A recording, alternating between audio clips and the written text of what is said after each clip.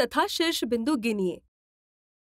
बच्चों, यहाँ कुछ वस्तुएं दी गई हैं, तो बताइए प्रत्येक वस्तु का आकार कैसा है तथा उसके कितने कोर और शीर्ष बिंदु हैं। इस आधार पर हम सारिणी पूरी करेंगे। यहाँ टूथपेस्ट का डिब्बा है, तो बताइए इस आकृति को कितने कोर और कितने शीर्ष बिंदु हैं। टीचर, इस आकार को घनाभ कहते हैं, अर्थात इसे 12 कोर और 8 शीर्ष बिंदु हैं। शाबाश! अतः दिए गए सारिणी में पहली आकृति के लिए 12 कोर और 8 शीर्ष बिंदु लिखेंगे। ये है आइसक्रीम का कोन। बताइए इसका आकार कौन सा है तथा इस आकृति को कितने कोर और शीर्ष बिंदु हैं। टीचर, इस आकार को शंकु कहते हैं, अर्थात इसे 1 कोर और 1 शीर्ष बिंदु है। सही। अतः दिए गए सारिणी में दूसरी आकृति के लिए 1 कोर और 1 शीर्ष बिंदु लिखेंगे। तीसरा चित्र कौन सा है? इस आकृति को कितने कोर और कितने शीर्ष बिंदु हैं?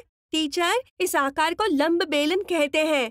इस आकृति को 2 कोर हैं, परंतु कोई शीर्ष बिंदु नहीं है। सही। अतः दिए गए सारिणी में तीसरी आकृति के लिए 2 कोर और 0 शीर्ष बिंदु लिखेंगे। ये गेंद है। इसका आकार कौन सा है तथा इस आकृति को कितने कोर और शीर्ष बिंदु हैं? टीचर, इसका आकार गोल है, अर्थात गोल को कोई कोर तथा शीर्ष बिंदु नहीं होते हैं। सही। अतः दिए गए सारिणी में चौथी आकृति के लिए 0 कोर और 0 शीर्ष बिंदु लिखेंगे। सभी ने सही पहचाना।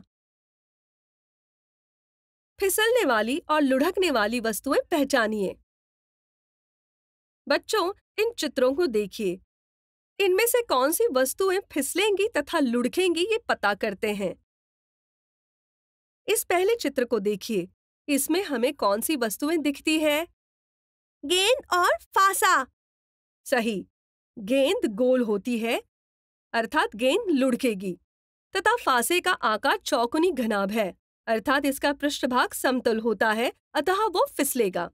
ये दूसरा चित्र है। इस चित्र में हमें क्या दिखाई दे रहा है तथा उसका आकार कौन सा है? ये दूसरा चित्र टायर का है, अर्थात उसका आकार गोल है। सही। गोल का पृष्ठभाग समतल नहीं होता, अतः ये वस्तु लुढ़केगी।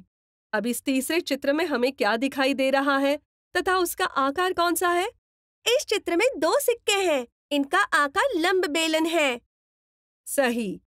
वे उनके समतल पृष्ठभाग की ओर से फिसलेंगे और वक्र पृष्ठभाग की ओर से लुढ़केंगे।